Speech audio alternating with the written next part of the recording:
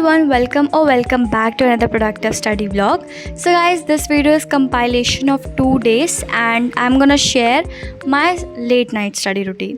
So usually मैं आपको बताती हूँ, मैं अपनी इवनिंग में स्टडी जब स्टार्ट करती हूँ तो पूरा सब कुछ सम अप करते हुए लास्ट मुझे 12 बज जाते हैं सब कुछ करते करते, एंड समटाइम्स 12:30 ऑल्सो, और कभी कभी तो 11 बजे भी काम कंप्लीट हो जाता है। अगर हम बात करें कि डेली या फिर जनरली, तो जनरली मेरा 12 AM तक ही हो पाता है सारा काम, क्योंकि मुझे लेक्चर्स लेने होते हैं, रिवीजन करना होता है, एंड समटाइम्स बायो के NCERT पढ़नी होती है या फिर केमिस्ट्री के NCERT। एंड गाइस, मैंने एक टॉपर का इंटरव्यू देखा था एंड उसमें उन्होंने बताया था कि chemistry NCERT is also important and physics 1 also. तो बायो सिर्फ नहीं आपको NCERT पढ़नी है, we have to also study chemistry as well as physics. तो फिज़िक्स अगर आप नेगलेक्ट कर दोगे तो इट्स ओके, आप थ्योरी पार्ट पढ़ सकते हो, बट केमिस्ट्री को स्किप नहीं करना है। So I will be also studying chemistry NCERT as well as bio NCERT। And अभी बताती हूँ मैं क्या कर रही थी। तो मैंने हाफ लेक्चर लिया था फिज़िक्स का, I was completing my backlog, and फिर उसके बाद वो करने के बाद मैं यहाँ पर केमिस्ट्री करी थी। मेरा केमिस्ट्री में कोई बैकलॉग नहीं है अभी, एंड जूलॉजी में I have to only complete 4 lectures. Then I took a break, मतलब लेक्चर करते करते फिर मेरा टैब चार्ज नहीं था तो मैंने अपने भैया से लैपटॉप मांग लिया। मैंने कहा बस आधे घंटे के लिए दे दो।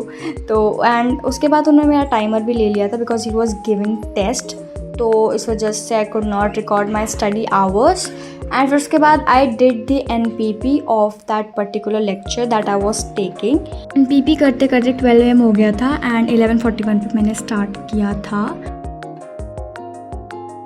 This is the clip of the next day, 2nd of June, and यहाँ पे I was taking physics lecture, basically completing my backlogs as well as आज मेरे को फिज़िक्स भी पढ़ना था। एंड मैंने अपने डुओलिंगो पे 6 डेज़ की स्ट्रीक कंप्लीट कर लिया गाइज। यस, मैंने 6 दिन कंटिन्यूसली इंग्लिश पढ़ा है। Now I am going to revise my zoology notes, क्योंकि आज मुझे आज मैंने जूलॉजी का भी लेक्चर लिया था, तो जो पढ़ा था मैंने सुबह वो मैं रिवाइज़ करने जा रही थी। एंड गाइस, अगर आपको नोट्स चाहिए then I will be sharing. Finally मेरे थोड़े से DPP के स्कोर्स अच्छे हो रहे हैं, मतलब 15 में ओनली 2 रॉन्ग, बट मुझे उसको भी कवर करना पड़ेगा। एंड देन वो करने के बाद I was reading NCERT of chemistry.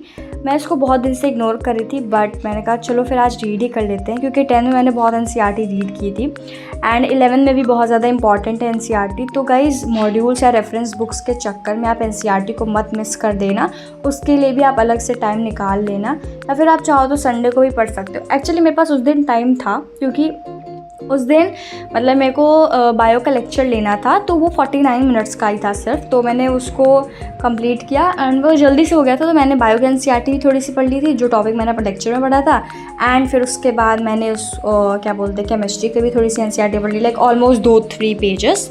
तो NCERT की रीडिंग करने के बाद 2-3 pages I started taking lecture of Nikhil sir.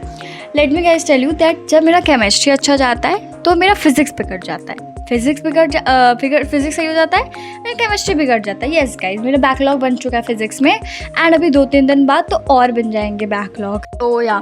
तो अभी मेरा केमिस्ट्री में बस 4-5 लेक्चर और बचे, फिर मेरा चैप्टर कंप्लीट हो जाएगा, बट उसको करते करते ही मुझे 1 वीक लग जाएगा सारी चीज़ें। And guys, let me tell you that मेरा चैप्टर 1 जो है केमिस्ट्री का वो बैकलॉग ही है पूरा।